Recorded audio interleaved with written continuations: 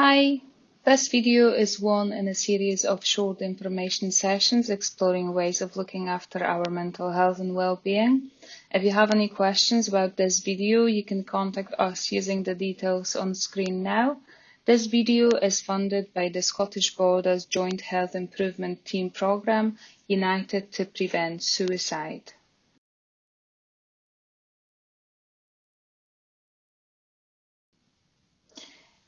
The aim of this information session is to provide a brief introduction to understand what mental health is, to recognize that mental health is something we all have, to recognize the signs someone might be struggling with their mental health, to feel more confident about having a conversation about mental health, and to raise awareness of local resources available to support someone's mental health.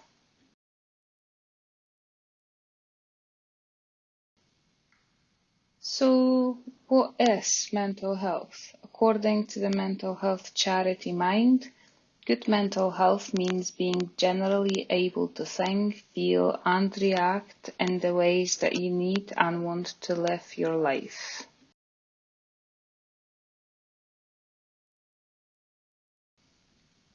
According to the Mental Health Foundation, if you are in a good mental health, you can make the most of your potential, you can cope with life, and you can play a full part in your family, workplace, community, and among friends.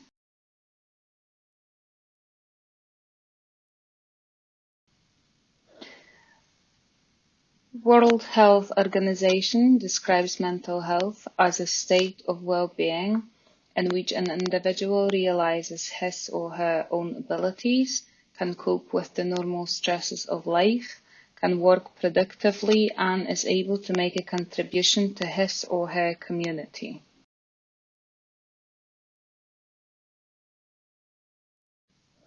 On the Inside My Purse website, we can find another note on what mental health is.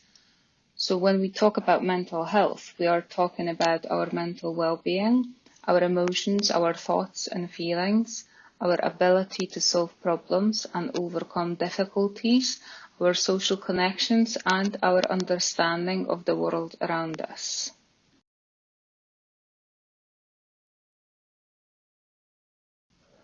So what might be our conclusion? That we all have mental health and that mental health is more than absence of an illness. Those definitions reflect a holistic view on what mental health is and what's more important. They don't give us an idea that good mental health is an absence of illness and bad mental health is defined by having diagnosis. Good mental health is rather understood as ability to live the life in a way that feels most fulfilling and appropriate for you while having good connection to your family, friends, and community.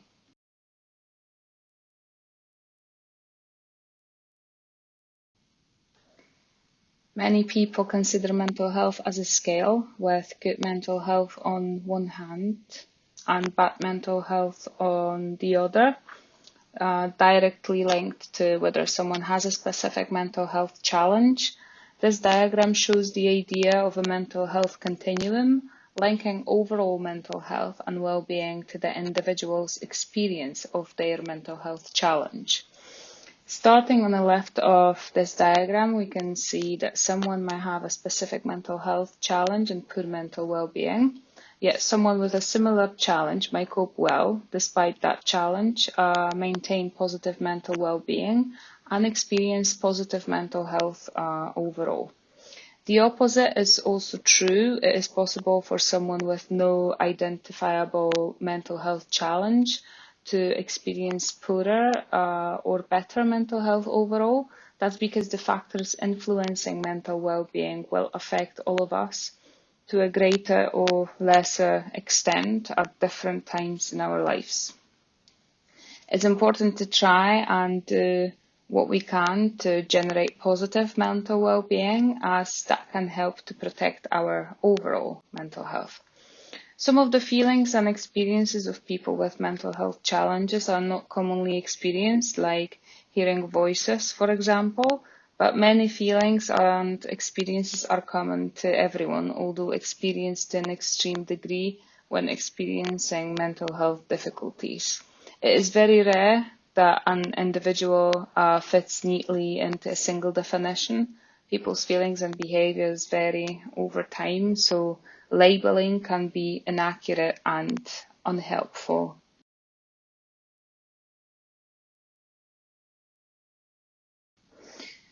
Why are we so different? It's important to acknowledge that not everybody with a history of mental health difficulties in a family or the history of trauma will experience difficulties in dealing with their mental health.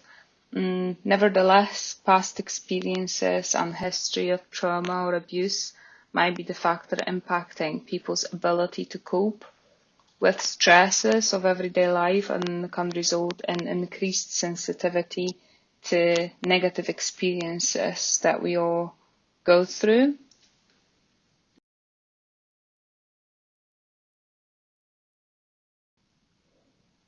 And this slide provides us with some information on what can cause mental health difficulties.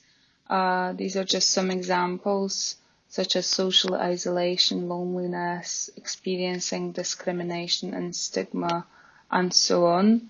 And as you can observe, loads of factors presented here have been discussed all over the world recently as a result of COVID-19 pandemic and the toll it took not only on physical but also mental health of people.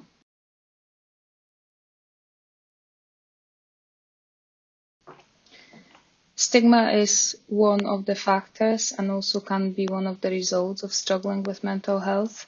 Sometimes it might be very difficult for a person to get out of the cycle on their own. We can see now how important it is to break the silence and open up conversations about mental health if we see somebody struggling, or to talk to somebody if we are struggling ourselves. You might feel stigmatized when someone sees you in a negative way because of your mental illness. Discrimination is when someone treats you in a different or negative way because of your mental illness.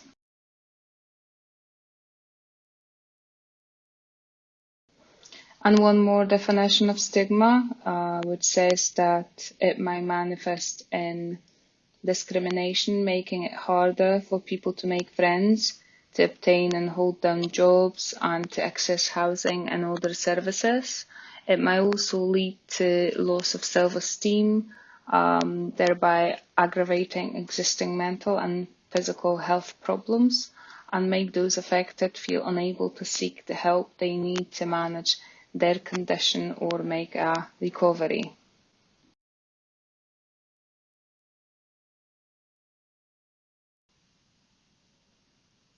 Numbers show that 90% of people who have mental health problems say that they have experienced stigma or discrimination.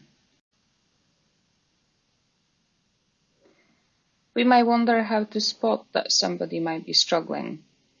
We might observe changes on the level of behavior, feelings, thoughts, and body. In regard to behaviors, overspending or worrying about money might not only be a sign of financial struggle, but also mental health difficulties.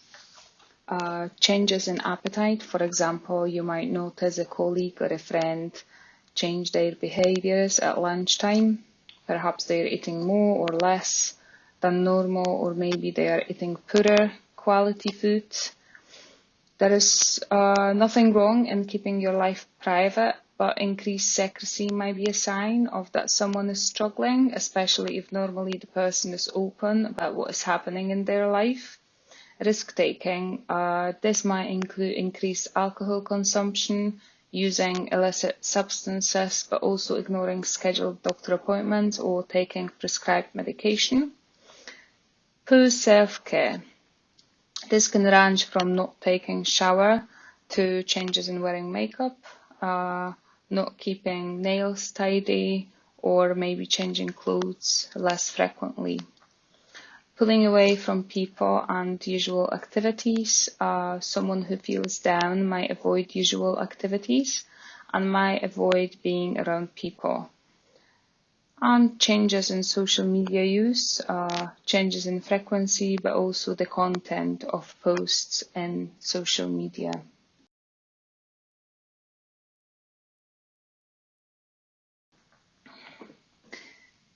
Recognizing the signs, feelings. It's important to acknowledge that it isn't normal to feel a range of emotions, from sadness to anxiety to relief and content. The problem starts where we lose touch with positive experiences and when so-called negative emotions persist for days or weeks. What is also important is depth and intensity of our feelings. There is a difference between someone saying, I have a really bad day, but I will have a relaxing bath once tonight, and something of, I feel as if things were never going to get better for me again.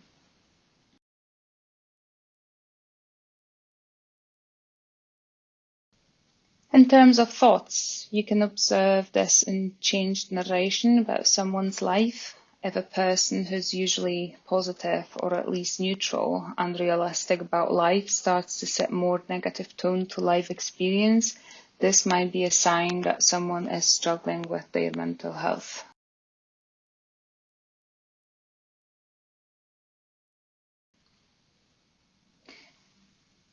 And in relation to body, we often forget that we are not in our bodies, that we are embodied. So whatever we feel emotionally might have impact on our physical health. If someone is feeling unwell physically and after checking in with doctor there is no obvious physical reason, it might be the case that their symptoms are a result of their mental health.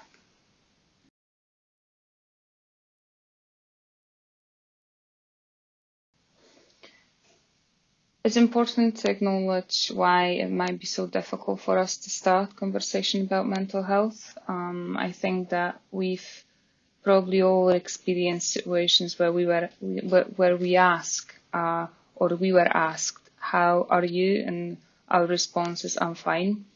Sometimes it's helpful to remember that "I'm fine" might not be the whole story. We don't have to be mental health specialists to open up conversation about mental health, and we don't have to have psychologists or other medical professionals' knowledge to support those in struggle. We are often not sure what response we are going to get from the other person when we ask, so we avoid asking to limit this uncertainty. If the person we are speaking to is struggling and is possibly suicidal, we might be scared to open up the conversation because we then feel responsible and don't necessarily know what to do to help. Another reason might be that we rely on the person who is struggling with their mental health. And it's even more important then to talk to them and acknowledge their difficulties. As explained above or earlier, even breaking the stigma is helpful, as sometimes the most difficult thing about struggling with our mental health is feeling as if we were all alone with what we feel or experience. Even if we say something wrong, it is often more important to show somebody that we care. So if you are not sure if you feel well supported yourself, on the next slide you'll find some tips how to arrange a conversation to feel more confident.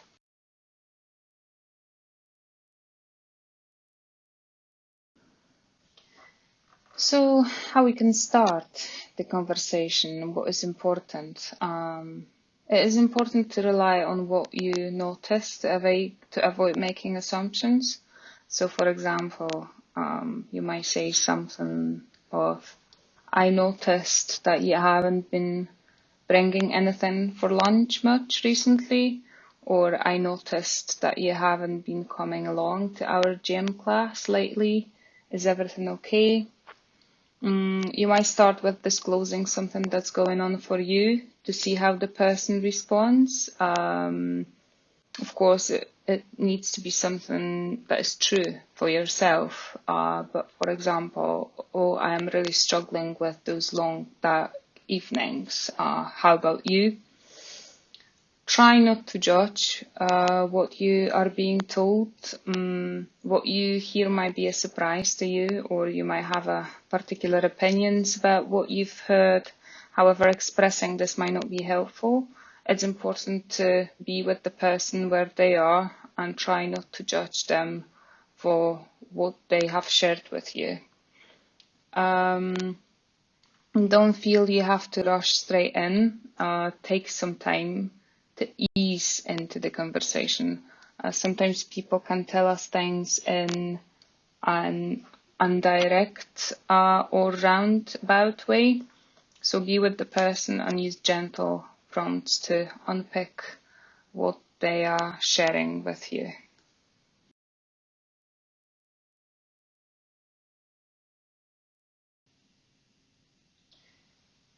On this slide, you'll find some tips to feel confident about the conversation that might follow. Consider where you will be having conversation. Conversation might be opened up in a workplace, at the gym, or in a cafe. If you feel like the place is not right for this type of conversation, you can offer your time on another day. Think what you might need to support yourself. Would you rather sit or walk? Would you like to be outside or inside? Would you rather invite person to your house or visit them? These are very important questions because those simple things will provide you with a sense of predictability and control. What is important, if you are concerned that the person needs urgent mental health support, you can call the NHS 24 Mental Health Hub on 111 at any time and they will talk you through what to do next. If you are concerned for the person's immediate safety or the safety of someone else, for example, if they have immediate plan to take their own life and the means to carry it out, it's important that you seek emergency help by calling 999 and don't leave the person alone. Be mindful what is going on for you and how you are feeling. Make sure that you have somebody to talk to after having this conversation or use resources provided by the end of this video. Taking responsibility. Remember that you don't have to solve things for the person you speak to, nor is it your responsibility to see that they seek help. Sometimes just listening can make a big difference to how someone feels. Support network. It's good to encourage the person to speak to somebody else if they feel able to. This could be a friend, parent, partner, or trusted neighbor. Set the boundaries. Be honest with yourself and the person about support you can provide. It's okay to take some time to think what's best for both of you, and it's okay not to know all the answers. Don't promise things you can't keep. Thank them for sharing. It's important to let them know that you are happy with their honesty and openness. That might initiate a good habit of sharing with other trusted people. And it's good to have some resources to hand before you start. You can try some of the Samaritans' active listening tips. Show you care. So put away your phone, try to maintain eye contact and focus on the person that you're talking to. Have patience.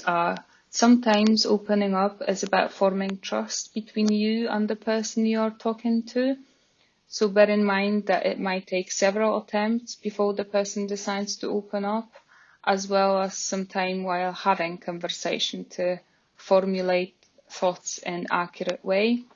Use open questions. Open questions help to expand the topic and create space for self-reflection and thinking. You might want to use phrases such as, how was that for you? Rather than, was it bad? Or you can ask, what does that mean for you? Say it back. Repeating what someone is saying is a good way of showing them that they have your attention, and also a good way to check in. If you've heard actually what they say. Have courage. You might feel as if you were intrusive while asking how people really feel, but you will soon find out if they feel comfortable with you. So don't be put off by silence or negative response.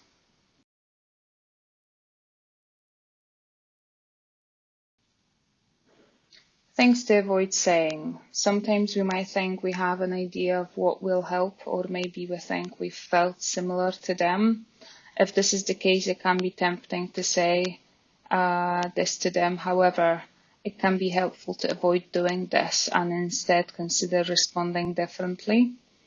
So, for example, I think you have depression. If you are not a mental health professional, this statement is unnecessary and might be harmful to the person. It's unlikely that we will know from the conversation if the person is depressed. If you're concerned this might be the case, it's useful instead to encourage them to make contact with their GP, who will be able to explore this with them.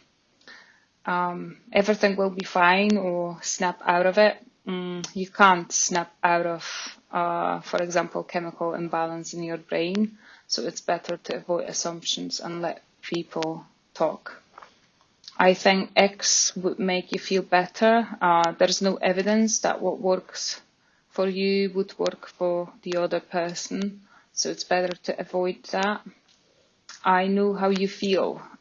Instead, you might say, I might know some of how you are feeling, but have no idea how is that for you, because the truth is that you don't know.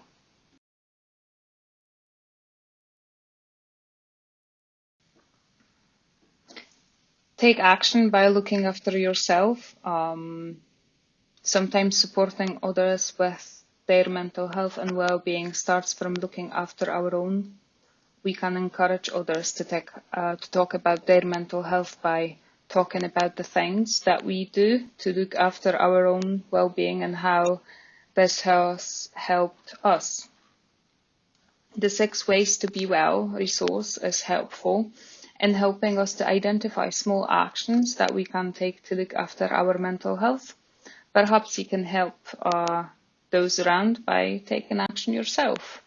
6 Ways to Be Well is a self-help and signposting resource for mental well-being based on the New Economics Foundation framework, 5 Ways to Well-being. This is a set of well-evidenced action-based ideas for improving personal well-being. An additional theme, nurture, was added following local consultation in the Scottish Borders. So the 6 ways to be well are nurture yourself and people around you. Give yourself some time, care and protection. Try to make some time to relax and have fun. Set up a routine that will help you sleep well and eat well. If those around you see you doing this, they might consider doing this for themselves. Be active. Regular exercise can lift up your mood and be a healthy distraction from worries.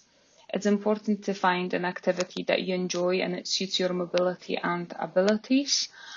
Bringing enjoyable activity into your life can really make a difference because we often forget that stress is just an energy that needs physical release.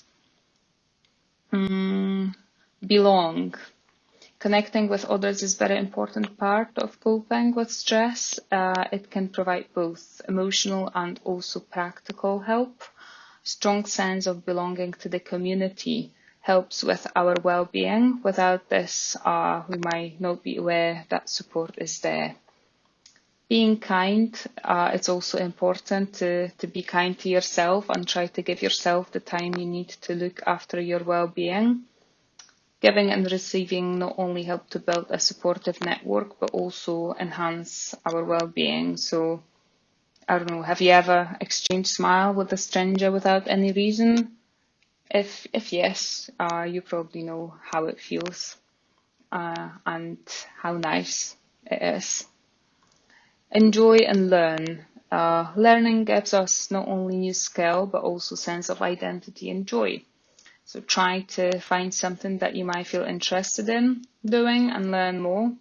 Maybe thanks to that, you will meet new friends that share your interests and want to learn something too. It can be something as simple as trying a recipe or taking different responsibility at work, anything that keep your mind busy and involved. Be aware, our lives are so busy that we forget to pay attention what is around us. So try to make yourself aware of little things in life that will bring you to the present moment. Live your life in the only moment you truly have, now. Perhaps one or two of these have resonated with you. Could you share some of these with friends or people you know? Sometimes small steps can make a big difference to how we feel.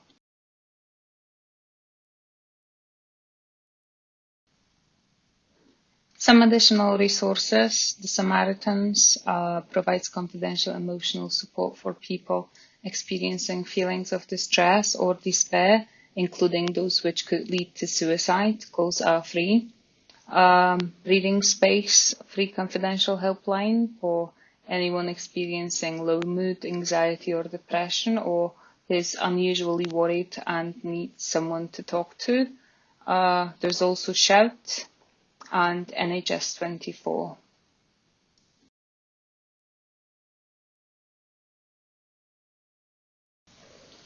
We have provided some useful resources here too, which can be accessed by clicking on the links in the description below this video.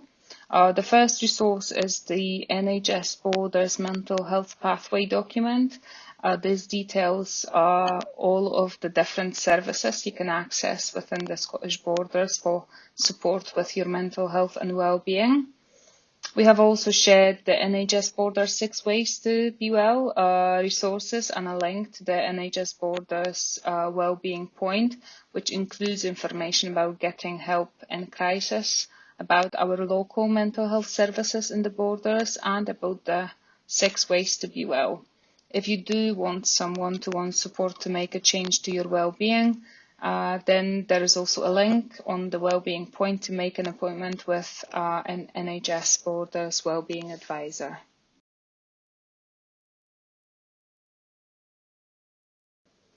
Thank you for watching. This video is funded by the Scottish Borders Joint Health Improvement Team programme United to Prevent Suicide.